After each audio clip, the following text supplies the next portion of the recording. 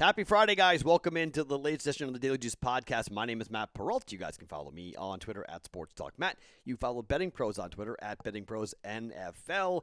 We are here on YouTube for video, wherever you get your audio podcasts, and we're always being brought to you by BetMGM. The offer, $10 to win $150 on any event, college basketball, college football, whatever you want to get into. Promo code JUICE150 with BetMGM. BetMGM.com new users, $10 to win $150 if you use the promo code JUICE150 upon signing up. Okay, boy, last night was a roller coaster. How about Pitt? Everything had to go right for us to cover the 6.5 point number. And I mean everything. They coughed up a big lead. They were able to hold North Carolina to a field goal to go to overtime, not a touchdown, which was debatable as they almost scored by the 1 yard line.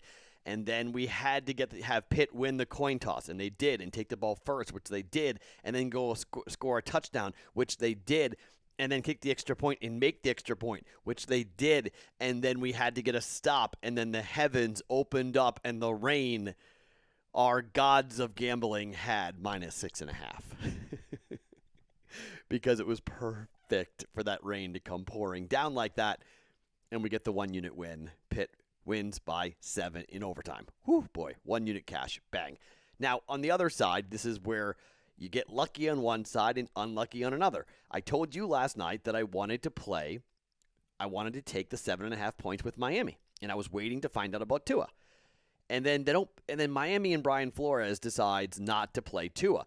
And we have to go back to last year and the bungling, the ridiculousness that Brian Flores had last year trying to deal with Ryan Fitzpatrick or Tua and who should play.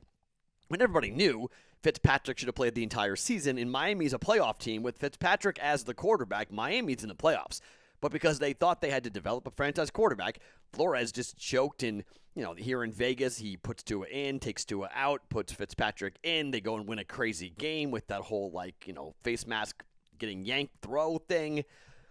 Brian Flores is a very good defensive coach. He is a very indecisive head coach when it comes to his quarterbacks, because why the hell, excuse my language, wasn't Tua starting that game? Tua should have started. I mean, Brissett got hurt. If Jacoby Brissett doesn't get hurt, do we see Tua? I don't know. I don't know if we see Tua, to be quite honest.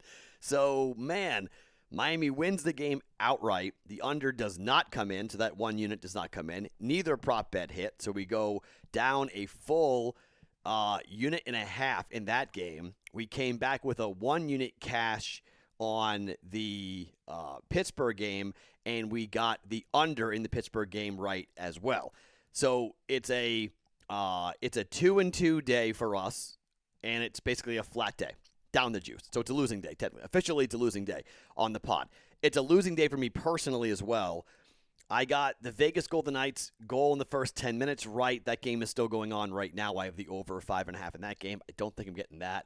Creighton basketball minus 11 in the first half. What the hell was that? They lost in the first half to Kennesaw, and I'm forgetting who they played in the first game, which was so pathetically bad. I mean, really bad. Both first halves, the Creighton Blue Jays have been losing to bye opponents. They've come back and won the game in the second half, but neither time covering. Both games go under. Might be a really rough year in Omaha this year for the Creighton Blue Jays. They do not look good. So we got that wrong. What else did we get right? I'm forgetting what else we wound up right and wrong. But it's a losing day for me personally. So it's a flat day on the juice, losing day for me personally. So the last 2 days, it's been a winning day for me personally and a losing day in the podcast. Today, it's down the juice, so technically a losing day, but not much, and then it's a losing day for me personally. So I've got 4 plays to give you guys, right? 4 plays to give you guys here. 2 in college basketball and 1 in college, or in 2 in college football that I want to give you guys. Not doing the parlay again today. We'll probably pick that back up next week.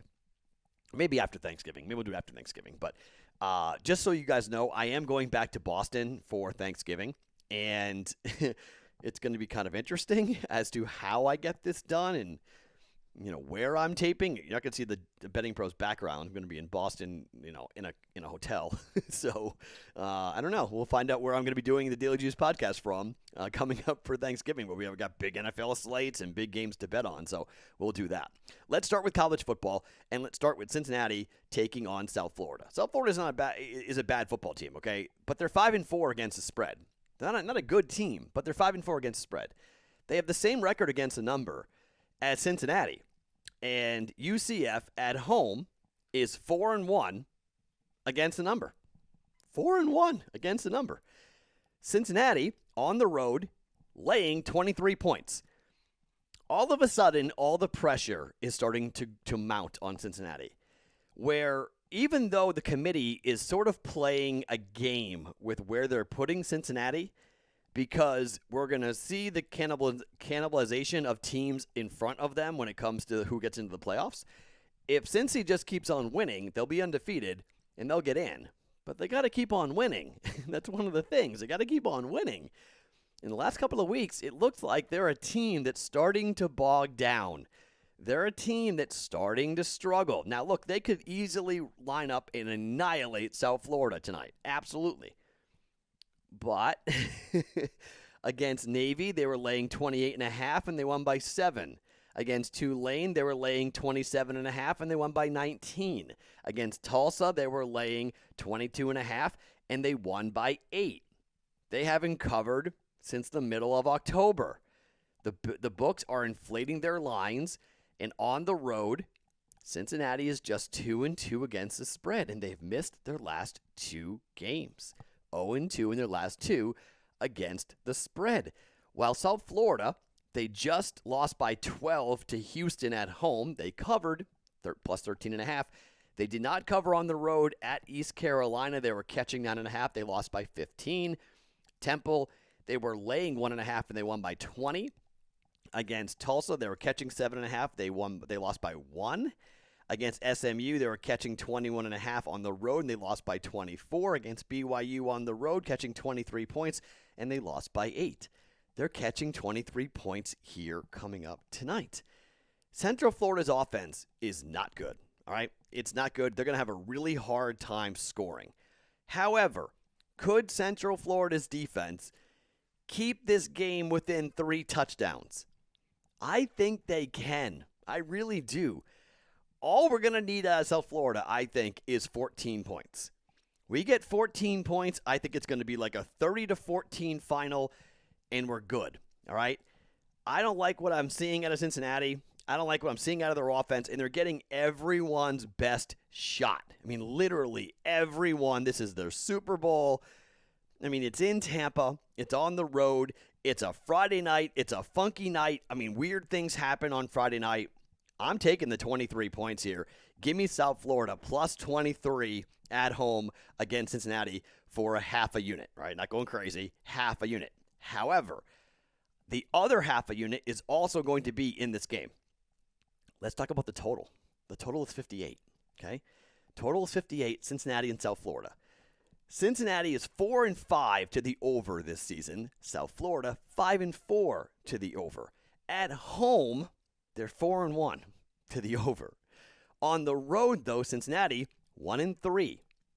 The thing about this number being 58 is essentially we're saying that Cincinnati is going to score the bulk of the points.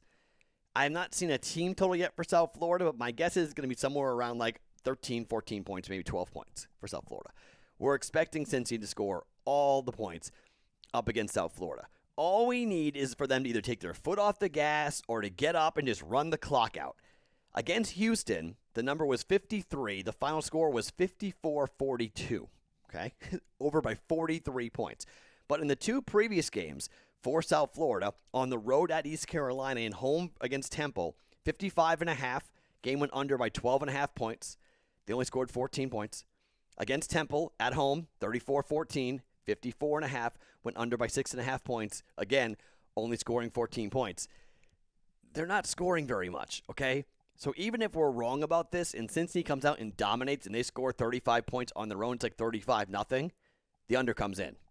So this is more of a fade on South Florida's offense, and the only way they cover that number at plus 23 They got to keep Cincinnati somewhere in the upper 20s, lower 30s. If they get out to a really big, fast start, we're in trouble. But the last 3 games for Cincinnati have all gone under.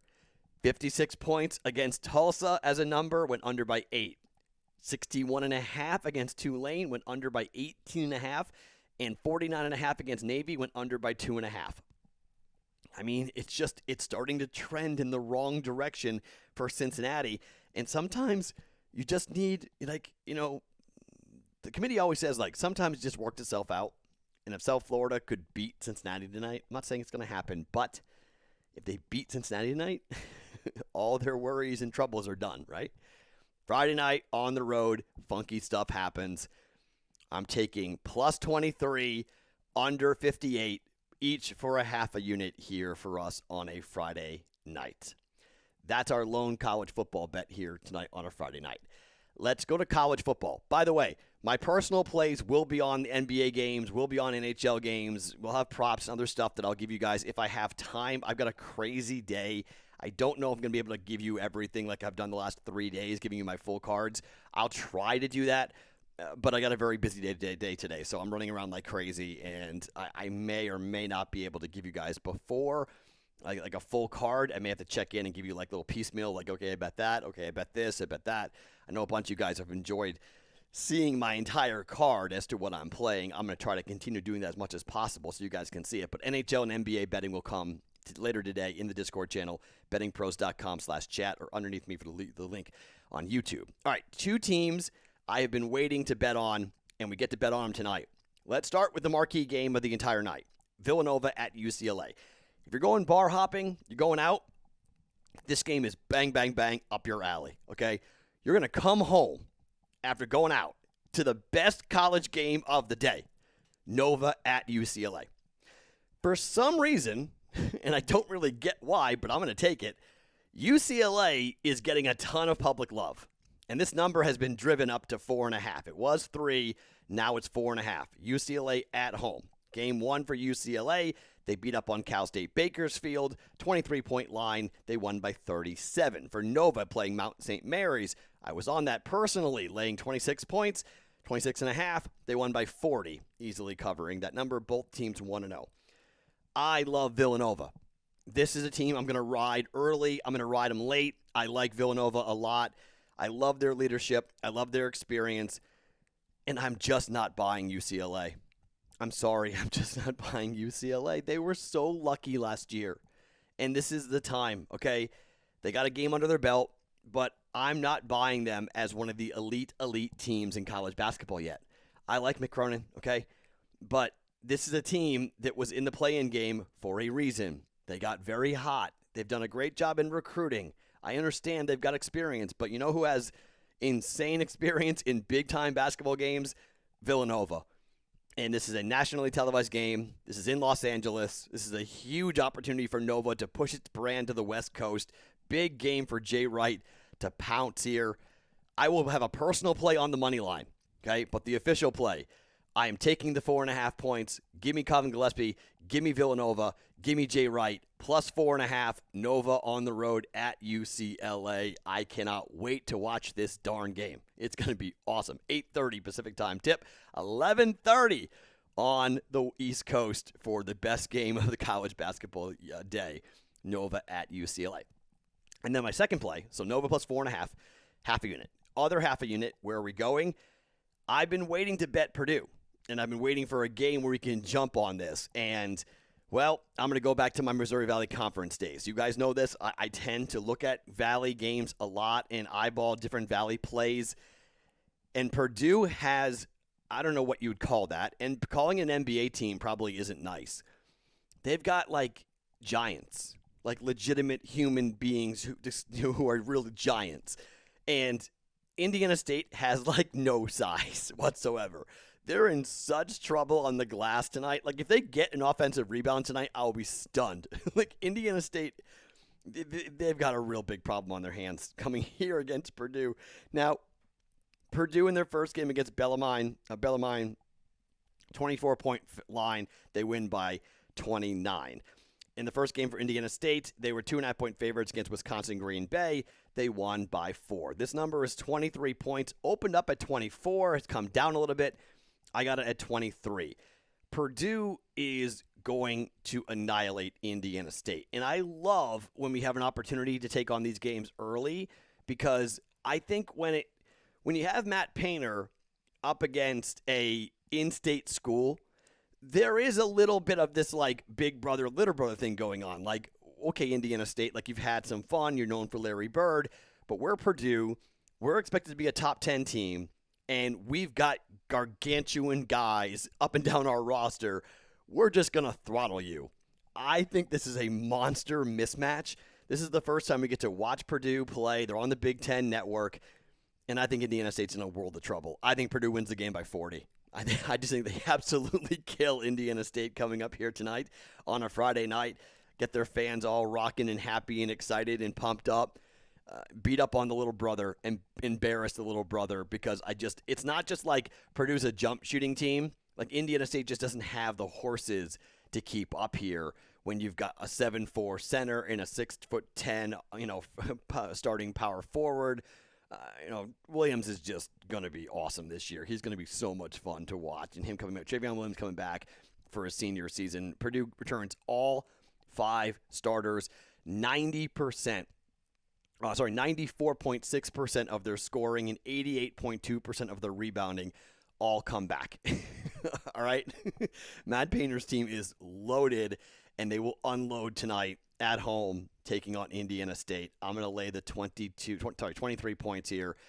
Purdue minus 23 at home against Indiana State. All right, so 2 plays in college basketball. We're taking Villanova plus 4.5, taking Purdue minus 23. I will have other things going on. We'll talk about it in the Discord channel, NBA plays, props, maybe a hockey player or 2 to get into here on a Friday night. But 4 plays on 3 games. We're going under 58, Cincinnati on the road at South Florida. I'm taking the 23 points, South Florida plus 23. We're laying the 23 points with Purdue at home against Indiana State, and we're taking the plus 4.5 for Villanova, taking on UCLA. My name is Matt Perrault. Every morning, it's the Daily Juice podcast. We're counting down to our 500th episode of the Daily Juice podcast. I will talk to you every morning, including tomorrow morning, for the Daily Juice here on BettingPros.com.